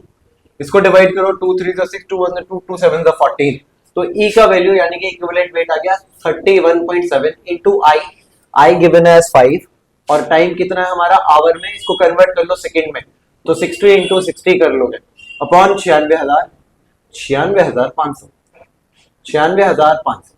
जब इन सबको सॉल्व करोगे, इसको मल्टीप्लाई करके इससे डिवाइड करोगे, 2 जीरो से 2 जीरो भी काट सकते हो, और 5 से ये कर सकते हो, 5 1 5 5 1 5 5 9 45 5 3 15, तो आपका आंसर जो आएगा वो आएगा लगभग 5.8 ग्राम। तो this is how you can solve the problem related to Faraday's first law of electrolysis. Coming to second law of Faraday, that is Faraday's second law of electrolysis. ये कहता है बच्चा, अगर आप सेम अमाउंट का इलेक्ट्रिक चार्ज या current pass करोगे through different electrolytes, then the amount of substance deposited और लिबरेटेड वो डायरेक्टली प्रोपोर्शनल होगा to its equivalent weight, right. And mathematically हम Faraday's second law को लिख सकते हैं W1 upon W2 is equals to E1 upon E2, where W1 is the mass of first component, W2 is the mass of second component, E1 is the equivalent mass of first component and E2 is the equivalent mass of component number 2. Let us say मेरे पास 2 containers हैं और इन दोनों containers को आपने connect कर रखा है, और अगर आप इन दोनों कंटेनर्स में सेम अमाउंट का इलेक्ट्रिक चार्ज सप्लाई करोगे तो जो मास है ऑफ डिफरेंट कंपोनेंट जो आके डिपॉजिट होगा इन इलेक्ट्रोड्स पे वो इक्वल होगा उनके इक्विवेलेंट वेट के, राइट। चलो इस फॉर्मूला को ध्यान में रखते हुए हम एक क्वेश्चन प्रैक्टिस करते हैं from Faraday's second law of electrolysis. ये कह रहा है बच्चा, same electric charge is passed through aqueous solution of HCl and H2SO4 if 12 gram of H2 is liberated, find mass of copper deposited, right. चलो solution करते हैं। तो आप लिखोगे वी नो, आपको फॉर्मूला पता है, that is W1 upon W2 and is equals to E1 upon E2, where W1 let us take the mass of hydrogen, W2 let us take the mass of copper, E1 is the equivalent weight of hydrogen and E2 को हम ले लेते हैं as equivalent mass of copper। तो W1 they have given, W1 is what 12 gram, right। W2 we have to find, यानी कि mass of copper deposited we have to find, E1 is the equivalent weight of hydrogen, और आपको पता है equivalent wait निकालने का formula होता है atomic weight upon number of electron transferred, right. तो हाइड्रोजन, ये जो हाइड्रोजन है ये क्या करेगा भाई, जब एक इलेक्ट्रॉन गेन कर लेगा तो क्या बना देगा, हाफ H2, राइट। तो यहाँ पे इलेक्ट्रॉन कितने ट्रांसफर हुए, 1। तो हाइड्रोजन का एटॉमिक वेट होता है 1 by 1 is 1, तो यहाँ पे आ गया हमारा इक्विवेलेंट वेट आज 1। सिमिलरली कॉपर का इक्विवेलेंट वेट निकालते हैं, अगेन एटॉमिक वेट जो होता है किसका, कॉपर का होता है 63.5, और इसमें जो नंबर ऑफ इलेक्ट्रॉन ट्रांसफर्ड होंगे वो होंगे, जब ये Cu टूटेगा इनटू आयंस तो बनाएगा Cu2+, और ये 2 इलेक्ट्रॉन गेन करने के बाद कन्वर्ट हो जाएगा कॉपर सॉलिड में, राइट। तो यहाँ नंबर ऑफ इलेक्ट्रॉन कितने हुए, 2, तो इसको डिवाइड करो, 2 3 6, 2 1 2, 0.27 14, तो इसका इक्विवेलेंट वेट आ गया एज 31.7। अब सिंपली कुछ नहीं करना, W2 यानी कि मास ऑफ कॉपर डिपॉजिट निकालने के लिए 12 की मल्टीप्लाई कर देनी है 31.7 से, ठीक। 31.7 से 12 की मल्टीप्लाई करो कितना होता है, 7 12 7 से होते हैं 84, कैरी 1, 12 1 12 और 8 20, कैरी 2, 12 3 36, 36 और 2 38, कितना आ गया बच्चा 0.8 के बाद, तो आंसर आ गया आपका as 380.4 gram, that is mass of W2, that is copper deposited is equals to 380.4 gram. This is your answer, right? Coming to the next topic, that is conductance by electrolytic solution. इसमें बच्चा हमारे पास कुछ important terms हैं जो हमको discuss कर लेने हैं। बेसिकली एग्जाम में जो यहाँ से क्वेश्चन बनता है वो या तो पूछेगा आपसे डेफिनेशन, या आपसे पूछेगा फॉर्मूला, या फिर आपसे बोलेगा कि उसका यूनिट बताओ। यहाँ से यूनिट्स बहुत ज्यादा पूछे जाते हैं इन एमसीक्यू क्वेश्चन। तो पहला डेफिनेशन देखते हैं, पहला इंपॉर्टेंट टर्म है रेजिस्टेंस, राइट। आप सभी को पता है it is defined as the objection to flow of current. Current के फ्लो होने में जो बाधा डालता है उसको हम बोलते हैं बच्चा एज रेजिस्टेंस, राइट। रेजिस्टेंस का जो फॉर्मूला है वो है बच्चा हमारे पास R is equal to rho L by A, R is equal to rho L by A, and resistance की यूनिट होती है ओम। जहां पे ये जो रो बनाया मैंने, ये जो रो बनाया ये हमारा होता है स्पेसिफिक रेजिस्टिविटी, राइट, या फिर रेजिस्टिविटी, सिंपल रेजिस्टिविटी, राइट।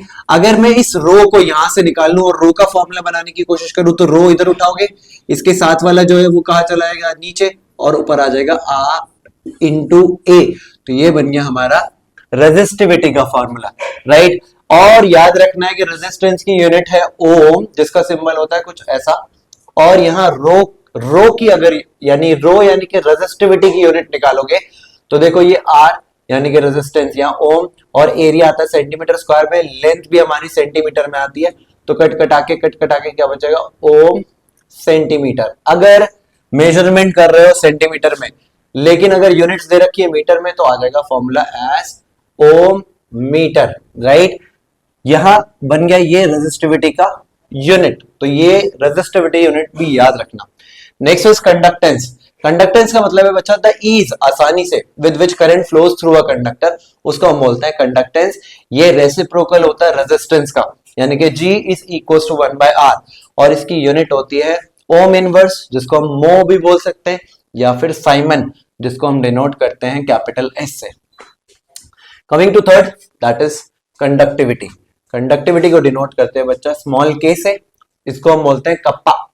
ये कंडक्टिविटी रेसिप्रोकल होता है बच्चा किसका, रेजिस्टिविटी का। अभी मैंने बताया आपको रेजिस्टिविटी किसको बोलते हैं, रो को। तो k यानी कि kappa, which is nothing but conductivity is the reciprocal of resistivity. तो this is the formula for conductivity. अगर बात करें बच्चों इसकी यूनिट की, तो देखो अभी आपने क्या करा, ये जो कप्पा है इसकी अगर यूनिट निकालना चाहोगे तो 1/रो की अभी आपने यहाँ यूनिट निकाली। रो की यूनिट क्या थी, ओम सेंटीमीटर। अब इसको ऊपर ले जाओ, ओम इनवर्स सेंटीमीटर इनवर्स, अगर उसमें ले रहे हो सेंटीमीटर में, तो देखो इससे भी यूनिट बना सकते हो with the help of formula. अगर मीटर में मेजरमेंट ले रहे हो तो मीटर इनवर्स आ जाएगा, बस। Next coming to cell constant, जिसको डिनोट करते हैं G स्टार से। ये क्या है, it is the ratio of distance between the electrodes to the cross sectional area between electrodes. इसकी यूनिट क्या होती है बच्चा, सेंटीमीटर इनवर्स या फिर मीटर इनवर्स।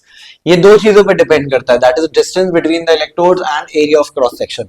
तो बेसिकली इन चारों डेफिनेशंस में से आपको सबसे पहले डेफिनेशन याद रखनी है, दूसरा आपको फॉर्मूला याद करना है, तीसरा आपको याद करनी है यूनिट बहुत ज्यादा इंपॉर्टेंट होती है। Coming to next topic, that is molar conductivity. Molar conductivity को डिनोट करते हैं बच्चा हम इस सिंबल से, that is cap M। Molar conductivity का डेफिनेशन कह रहा है कि it is defined as the conducting power of all the ions produced by 1 mole of electrolytic solution. अगर मैं इस मोलर कंडक्टिविटी का फॉर्मूला लिखूं तो बच्चा आप कह सकते हो cap M is equal to K by M into 1000, right. This is the formula for this cap M, यानी कि मोलर कंडक्टिविटी, जहां पे K का मीनिंग होता है conductivity, that is kappa, M का मतलब होता है मोलैरिटी इनटू 1000। लेकिन ये फॉर्मूला तब यूज करोगे जब K की वैल्यू, यानी कि इस कंडक्टिविटी की वैल्यू दे रखी होंगी साइमन सेंटीमीटर इनवर्स में।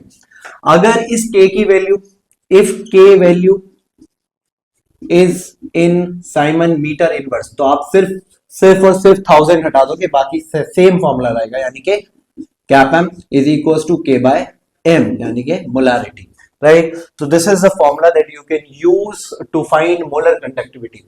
And एक चीज और याद रखना कि अगर वो आपसे पूछे what is the unit for molar conductivity, यानी कि इस molar conductivity की यूनिट क्या है, तो आप लिख सकते हैं बच्चों as Simon centimetre square mole inverse, अगर वैल्यूज है सेंटीमीटर में। लेकिन अगर आपने कैलकुलेट कर रखा है मीटर में, तो लिख दोगे siemens metre square mole inverse, right.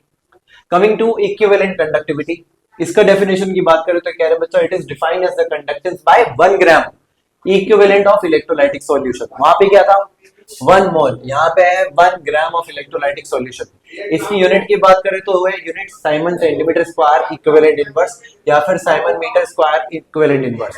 अगर इसके फॉर्मूला की बात करें तो फॉर्मूला बच्चा cap equivalent is equal to K by M into 1000। Sorry, यहाँ पर M की जगह यूज करोगे N, that is normality, magnetic. तो this is the formula for equivalent conductivity. चलो इससे रिलेटेड एक क्वेश्चन सॉल्व करते हैं। Solving another question related to the topic. Question कह रहा है बच्चों द कंडक्टिविटी यानी कि कप्पा दे रखा है के, the conductivity of 0.2 molar solution of KCl at this is the conductivity value. तो यानी कि के दे रखा है हमारे पास 0.0248 Simon centimetre inverse, right, Simon centimetre inverse. दूसरा हमारा दे रखा है द कंडक्टिविटी ऑफ 0.2 मोलार यानी कि molarity is given as 0.20, right.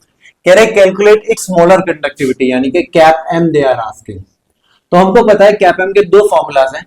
अगर कंडक्टिविटी की यूनिट दे रखी है सेंटीमीटर इनवर्स में तो लगाएंगे cap M is equal to K by molarity into 1000, और अगर ये मीटर में होती, ये कंडक्टिविटी की यूनिट मीटर में होती तो 1000 रिमूव कर देते। तो वी नो क्या पता है हमको, cap M is equal to K by M into 1000। बस जस्ट वैल्यूज रख दो और खत्म आंसर। के का वैल्यू यानी कि कंडक्टिविटी कितना है 0.0248 बाय 0.20, राइट, इनटू 1000। चलो इसको सॉल्व करते हैं और आंसर ले आते हैं। पॉइंट हटाओ, पॉइंट हटाओ, ऊपर कितने डिजिट है 1 2 3 4, नीचे कितने 1 2, तो नीचे 2 पड़ा दो।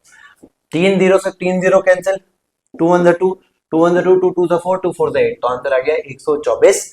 और यूनिट भी कैंसिल करना सीख लो। देखो ये कंडक्टिविटी रखा था ऊपर साइमन सेंटीमीटर इनवर्स, और मोलारिटी की यूनिट क्या होती है मोल, मोल पर लीटर। अगर मैं लीटर को कन्वर्ट कर दूं सेंटीमीटर क्यूब उसमें सेंटीमीटर में, तो लिख सकते हो आप सेंटीमीटर क्यूब एंड मोल। यहाँ 1 सेंटीमीटर है, ऊपर जाके -2 हो जाएगा तो आपका आ जाएगा साइमन, मोल ऊपर जाके हो जाएगा कन्वर्ट मोल इनवर्स में, और 1 सेंटीमीटर से ये 3 माइनस कर दो सेंटीमीटर तो बचेगा हमारा सेंटीमीटर स्क्वायर। ये क्या है भैया मोल पर लीटर, तो ये सेंटीमीटर क्यूब में है यानी कि माइनस में है। अगर मैं इसको ऐसे लिख दूं मोल और सेंटीमीटर इनवर्स क्यूब, ये -3 ऊपर जाकर प्लस हो जाएगा, एंड -1 और +3 बचेगा आपका प्लस का 2, तो ये हो गया सेंटीमीटर इनवर्स। तो this is the correct answer.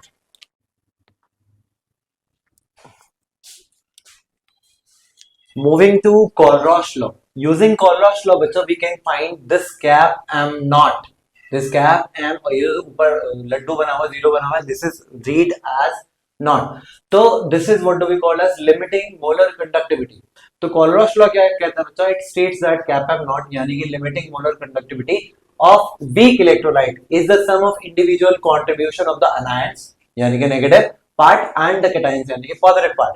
For example, if we have to find the limiting molar conductivity of NaCl, so what are the possible ions is given by this NaCl? Obviously, Na positive and Cl negative. तो अगर आप इन दोनों individual cations का और ion का सम कर दो तो आपको मिल जाती है limiting molar conductivity, like cap am not for Na, cap not for Cl negative ion. Similarly अगर आप BaCl2 का लिमिटिंग मोलर कंडक्टिविटी निकालना चाहते हो तो what are the ions formed by this BaCl2? Ba2 positive and Cl negative, and how many are there 2, तो 2 से multiply कर दो। तो कैप नॉट ऑफ Ba plus individual contribution of anionic part यानी कि cap naught Cl negative, and how many are there 2, तो 2 से मल्टीप्लाई कर दिया। This is how we can find the limiting molar conductivity by using Colrosh law. Coming to applications of Colrosh law, ये कह रहा है बच्चा कि they can be used for the calculation of molar conductivities of weak electrolyte. Second, it helps in calculation of degree of dissociation यानी कि alpha of weak electrolyte, and the formula is alpha is equals to cap m molar conductivity upon limiting molar conductivity. Third is determination of dissociation constant जिसको हम K बोलते हैं for weak electrolyte, जिसका formula है K is equals to C alpha square upon 1 minus alpha. चौथा है बच्चा हमारे पास it helps in determination of solubility of sparingly soluble salt. Sparingly soluble salts वो होते हैं जो कंप्लीटली डिसॉल्व नहीं होते हैं, एंड इसका फॉर्मूला है solubility is equals to K यानी कि kappa into 1000 upon limiting molar conductivity. तो ये अब हम इस Colrosh law से रिलेटेड एक क्वेश्चन सॉल्व कर लेते हैं। Coming to the last topic that is batteries, right. अब ये बैटरीज होते क्या है बच्चा? तो electrochemical cell in which redox reaction take place, इनमें रेडॉक्स रिएक्शन हो रही होती है एंड केमिकल एनर्जी कन्वर्टेड हो रही है इलेक्ट्रिकल एनर्जी में, उनको हम बोलते हैं batteries. Basically there are two type की batteries, one is primary and another is secondary. याद रखना बच्चा, प्राइमरी बैटरी वो बैटरीज होती हैं जो एक बार यूज होने के बाद हम उनको दोबारा यूज नहीं कर सकते, that means they are not chargeable. और इसके एग्जांपल्स याद रखना, वन इज ड्राई सेल जिसका दूसरा नाम होता है Leclanche cell, and another one is mercury cell. Question कभी कभी ये भी पूछ लेता है कि चार एग्जांपल दे देगा और बोलेगा पहचानो इनमें से कौन सी प्राइमरी बैटरी है, राइट।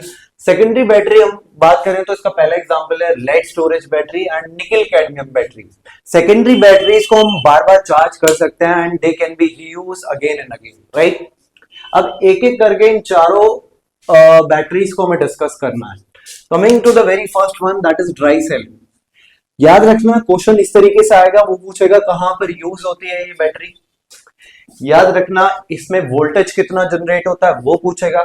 तीसरी चीज पूछेगा कि इस बैटरी में एनोडिक एंड है वो किसका बना हुआ है, इसमें जो कैथोडिक एंड है वो किसका बना हुआ है, और जो इलेक्ट्रोलाइट यूज कर रहे हो आप वो कौन सा इलेक्ट्रोलाइट है। तो इस तरीके के डायरेक्ट क्वेश्चन बनते हैं, राइट। और ये भी पूछ सकता है कि what is the reaction happening at anode, what is the reaction happening at cathode, what is the reaction या what is the overall reaction. तो वो मैंने नहीं लिखा है, अगर आप देखना चाहते हो तो आप बुक का प्रेफरेंस ले सकते हो। मैंने सिर्फ लिख दिया कि ड्राई सेल सबसे पहले याद रखना यूज इन हाउस होल्ड, घर के अप्लायंसेस में यूज होती है, टॉयज में यूज होती है, टॉर्चेस में, वॉचेस में एक्सेट्रा। इसमें जो वोल्टेज डेवलप होता है वो होता है 1.5 वोल्ट, राइट। और इस ड्राई सेल में जो एनोडिक एंड होता है वो बना हुआ था जिंक का, कैथोडिक एंड बना होता है ग्रेफाइट का, जिसके ऊपर कोटिंग होती है मैंगनीज डाइऑक्साइड की यानी कि MnO2 की, राइट। इलेक्ट्रोलाइट जो हम ड्राई सेल में यूज करते हैं that is paste of ammonium chloride plus zinc chloride का, right. Coming to next, that is mercury cell. ये बच्चा यूज होती है हेयरिंग एड्स में एंड वॉचेस में। यहां से बहुत बार क्वेश्चन बनता है कि which of the following battery is used in hearing aids, तो आंसर लगा देना मरकरी सेल। जो कान में आला लगाते हैं ना, जो लोग सुन नहीं पाते हैं, वो हमारा मरकरी सेल है, ठीक। The cell has a potential of 1.35 volt, इसमें जो वोल्टेज जनरेट होता है वो होता है 1.35 वोल्ट। मरकरी सेल में जो एनोडिक एंड है वो बच्चा बना होता है जिंक मरकरी अमलगम का, यानी कि zinc and Hg, zinc and mercury, जिसको हम बोल सकते हैं जिंक अमलगम। कैथोडिक एंड जो होता है मरकरी सेल में वो बना होता है paste of mercuric oxide over carbon, HgO over carbon. और मरकरी सेल में जो इलेक्ट्रोलाइट यूज होता है वो होता है potassium hydroxide plus zinc oxide का। Coming to third one, that is lead storage battery. ये बच्चा हमारे ऑटोमोबाइल्स यानी कि बाइक्स में, कार्स में यूज होती है, प्लस इन्वर्टर में यूज हो सकती है। इस लेड स्टोरेज बैटरी में जो एनोडिक एंड है वो पीबी लेड का बना हुआ है, देखो नाम में भी छुपा हुआ है, लेड बोले तो पीबी। और जो कैथोडिक एंड होता है वो होता है लेड डाइऑक्साइड का। इसमें इलेक्ट्रोलाइट जो यूज करते हैं हम 38% H2SO4 यूज करते हैं। क्वेश्चन यहां से भी बनता है what is the electrolyte use in lead storage battery, तो 38%, 38% sulphuric acid. Coming to last one, that is nickel cadmium battery. वजह इसकी बहुत ज्यादा लाइफ होती है लेकिन ये महंगी होती है, बहुत ज्यादा एक्सपेंसिव होती है, लेकिन ये यूज होती है हमारे फोन्स में, लैपटॉप्स में, टैबलेट्स में। निकल कैडमियम में, निकल और कैडमियम में ये जो एनोडिक एंड होता है वो बना होता है कैडमियम का। कैथोडिक एंड जो होता है वो बना होता है NiO2 का यानी कि निकल डाइऑक्साइड का। और इलेक्ट्रोलाइट जो यूज होता है that is of potassium hydroxide. तो बेसिकली आपको वोल्टेज, सेल पोटेंशियल याद रखना है ट्राई सेल और मरकरी सेल का, एनोडिक कैथोडिक एंड्स याद रखने हैं और इलेक्ट्रोलाइट्स याद रखने हैं for the exam point of view.